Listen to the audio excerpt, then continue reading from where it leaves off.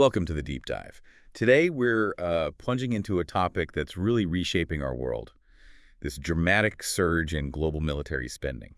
And, the evolving role of alliances like NATO. It feels like a critical moment for international security, doesn't it? Yeah. And understanding the true numbers behind the headlines seems more important than ever. So our mission for you today is to sort of cut through the noise, the rhetoric, and give you a clear, comprehensive understanding of NATO's defense spending. We'll explore how the alliance actually measures its military investment, the costly implications of past underfunding, and these, truly ambitious new targets that are now on the horizon. Yeah, and to do that, we've pulled together insights from quite a diverse stack of sources. We're looking at reports from the American Enterprise Institute, the European Parliament, Al Jazeera, CIPRI, even a NATO Funding for Dummies document, actually.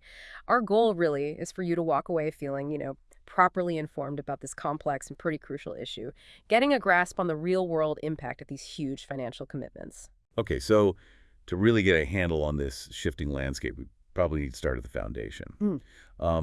Where did NATO's famous 2% defense spending target even come from?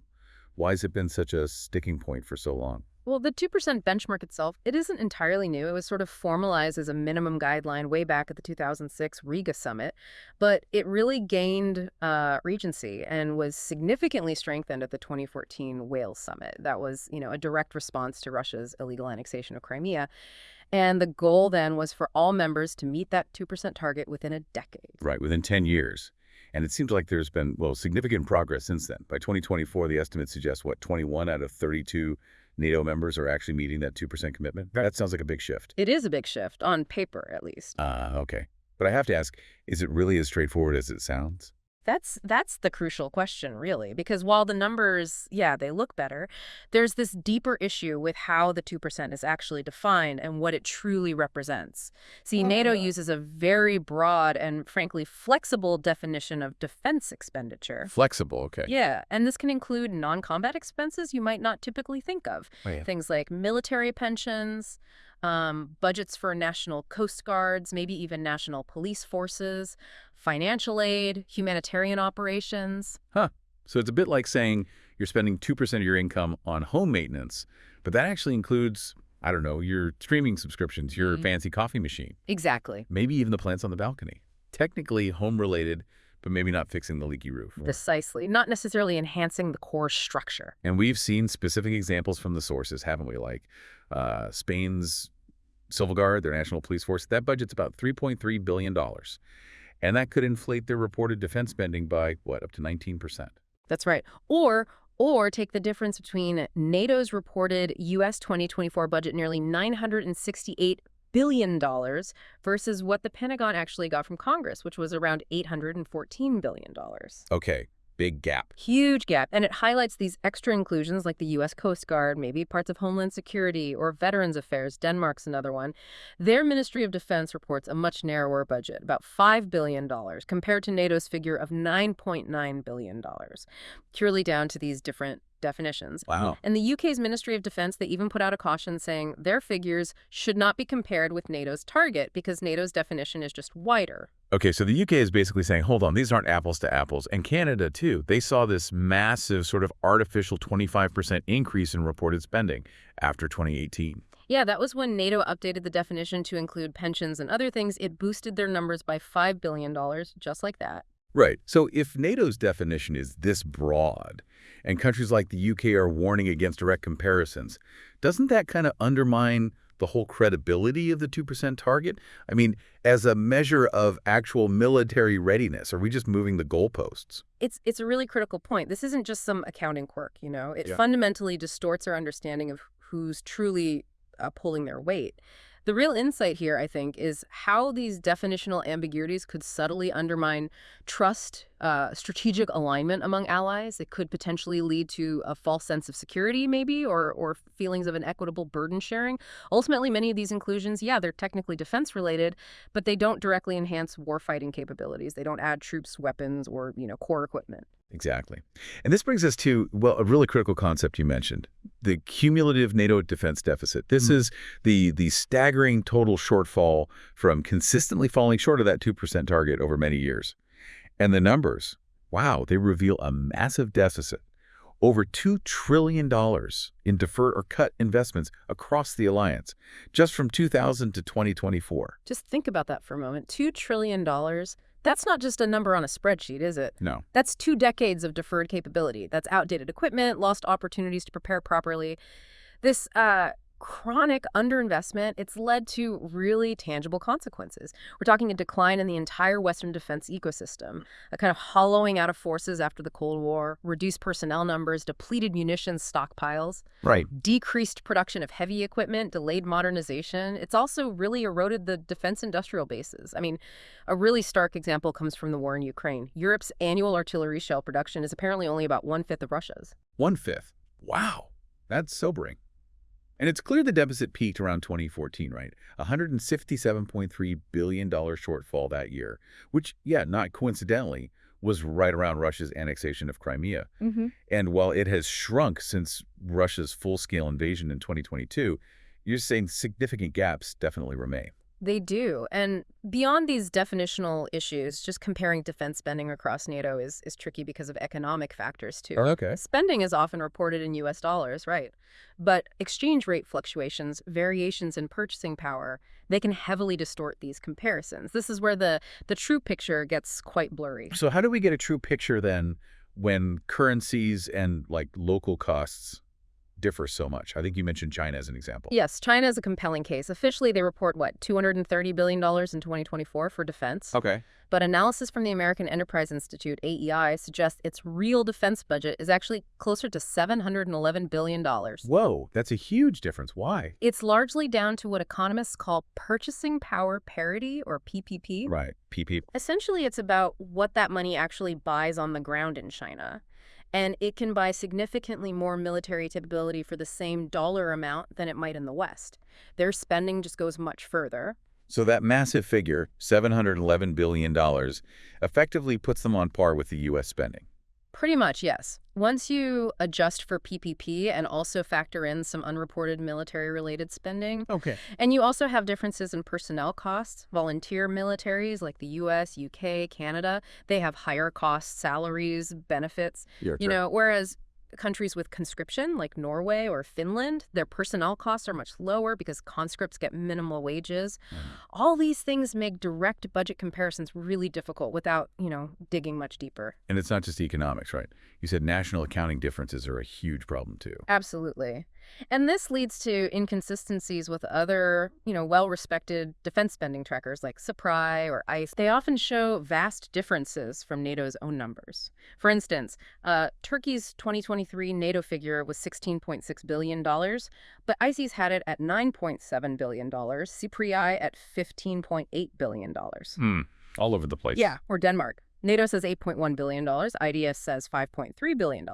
It raises the question, why is NATO so, opaque about how it actually compiles these numbers? Yeah, and here's where it gets really interesting, right? Digging deeper, you find NATO only provides these top-line figures, just broad categories. It makes it incredibly hard to compare apples with apples. Exactly. And there's a strong call now for much greater transparency. NATO really should provide more detailed breakdowns, clarify how national budgets are adjusted, offer more public insight into how members are actually meeting these targets, maybe, take a cue from the U.S. Pentagon Comptroller. They provide highly granular data, which allows for much more comprehensive analysis. Okay, so we've kind of established the challenges with the old 2% target and this lingering massive deficit. Now let's shift gears. Let's talk about the new frontier. At the 2025 NATO summit in The Hague, a truly ambitious new target was endorsed, 5% of GDP for defense and security spending to be achieved by 2035 with a review plan for 2029, 5%. It's a huge leap. And this push for a higher target, it's been notably advocated by figures like former President Donald Trump and Secretary of Defense Pete Hegseth. The argument is basically that 2% is just no longer sufficient in today's world. Right. And this 5%, it breaks down into 2 parts. There's 3.5% for what they call pure defense spending, so troops, weapons. Okay, the traditional stuff. Yeah, and then an additional 1.5% for broader defense and security investments. And what falls into that 1.5%, is that the infrastructure stuff? Exactly. Things like upgrading critical infrastructure, roads, bridges, ports, airfields, also military vehicles, cybersecurity, even protecting energy pipelines. So it's broader than just tanks and jets. Right. Okay. And the rationale for it, such a dramatic increase? The main driver is the perceived rising threat from Russia.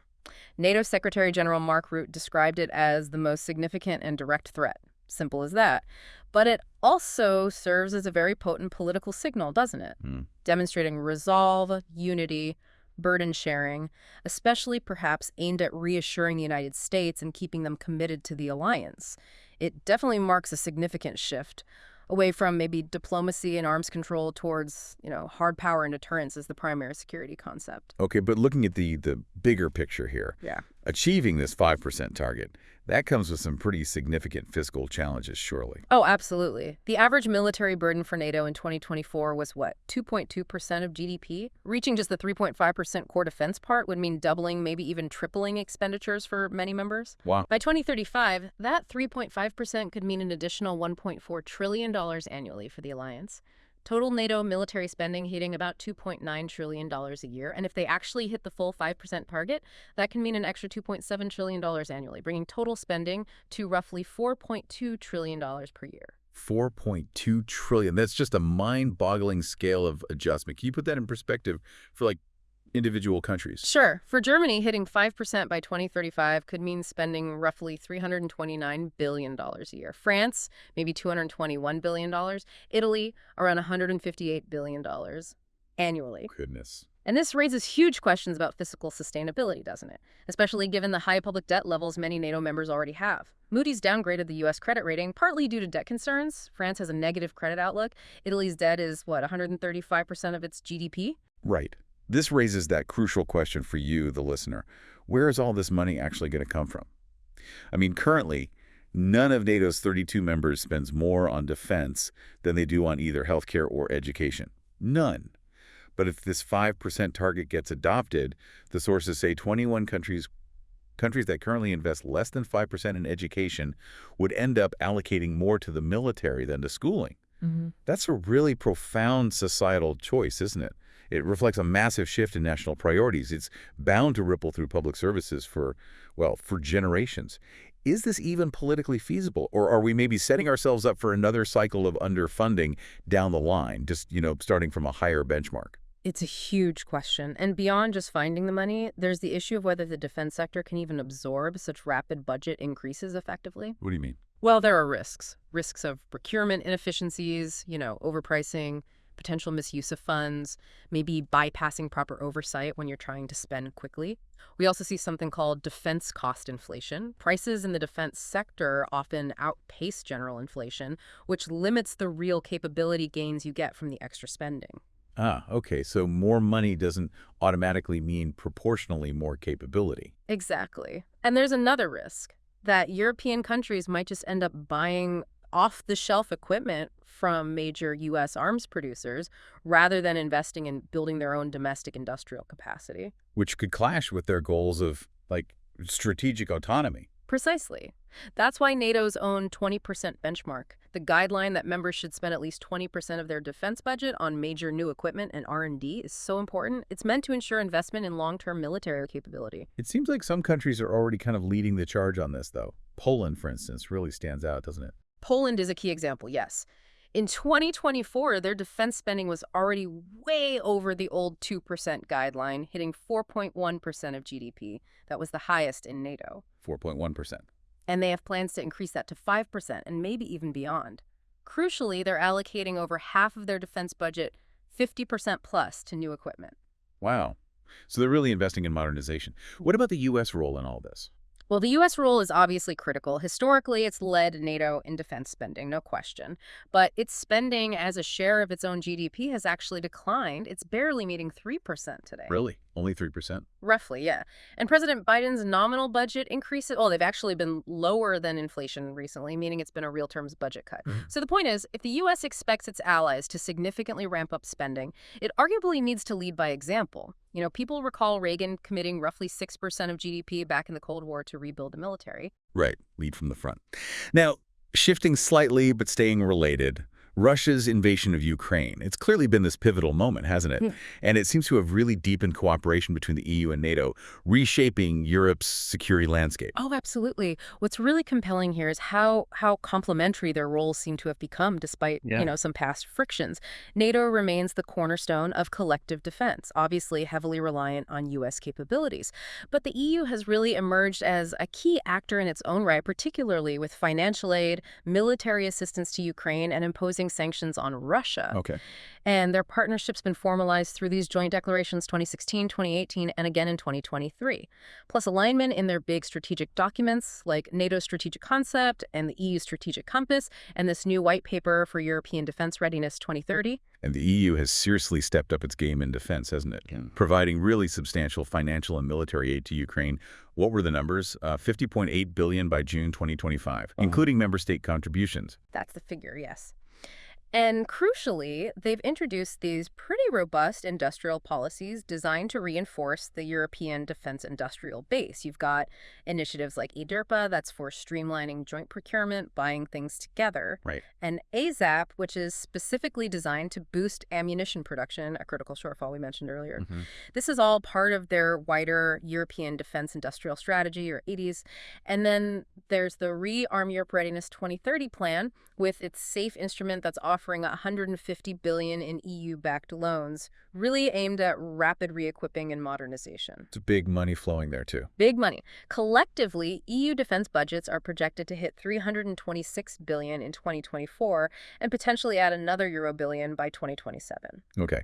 But despite all this progress, there are still challenges, right? Yeah. Persistent ones. We're talking about structural frictions between the EU and NATO. Yes, those haven't entirely disappeared. For example, political tensions. The Cyprus-Turkey dispute is a long-standing one, and it actually blocks formal intelligence sharing and joint planning between the two organizations. Really. Still. And then there's the EU's push for strategic autonomy. While the EU sees it as becoming a more capable partner, some allies, particularly the US and perhaps some Eastern European countries, worry it could be seen as a threat to NATO's central role. Okay. And operationally, let's be frank, the EU still relies very heavily on NATO and specifically on U.S. assets for critical capabilities. Think nuclear deterrence, heavy logistics, advanced surveillance. Right. Which brings us back, doesn't it, to that core idea of burden sharing. What does that phrase really mean in practice? And why is it always so contentious? We've seen figures like Donald Trump repeatedly criticize European allies for, under-contributing, even threatening not to defend allies who don't meet spending targets. Is this just like a political tool, or is there a genuine underlying need for more equitable contributions across the board? Well, burden sharing is contentious precisely because it highlights these perceived disparities in contributions. And it touches on that fundamental principle that all members should contribute their fair share to collective defense, however you define fair share. Practically speaking, though, cooperation on the ground spans a really broad range of areas now. Cybersecurity, defense against hybrid threats, military mobility, that's a big one. Military mobility. Yeah, making it easier for troops and equipment to move quickly across European borders. Initiatives like PESCO are key there. It's about cutting red tape, improving infrastructure. Non-EU NATO allies have even joined that effort. Okay. They also cooperate on protecting critical infrastructure. They conduct coordinated exercises under frameworks like PACE. And importantly, the EU now has its own mutual defense clause, Article 42.7. It's a significant step towards collective security within Europe, though it works differently to NATO's Article 5. Interesting. And the European Parliament, they've been pretty consistently supportive of this stronger complementary EU-NATO link. Yes, consistently, always stressing the need for transparency, reciprocity, and crucially, avoiding unnecessary duplication of effort between the two. Okay, so let's try and wrap this up. What does this all mean for you, the listener? We've covered a lot of ground. We've journeyed from NATO's original kind of slippery 2% target all the way to this ambitious new 5% goal. We've unpacked the frankly complex and sometimes misleading ways defense spending is measured. We've highlighted that staggering cumulative deficit. $2 trillion. Right. And explored this evolving, increasingly intertwined relationship between the EU and NATO. And ultimately, I think history kind of proves that deterring aggression, while expensive, usually costs far less than fighting a war once it actually begins. That's the harsh reality. So while this push for higher defense spending is clearly a political signal, it's a direct response to a more contested, more dangerous security order. But it also reflects maybe a broader global shift, a shift away from a culture that, perhaps for a few decades, prioritized peace mainly through cooperation and dialogue. Hmm. So a final thought for you to mull over. As we enter this new era of, well, significant rearmament, how might this redefine global stability, and what role will diplomacy play moving forward in a world seemingly more focused on hard power?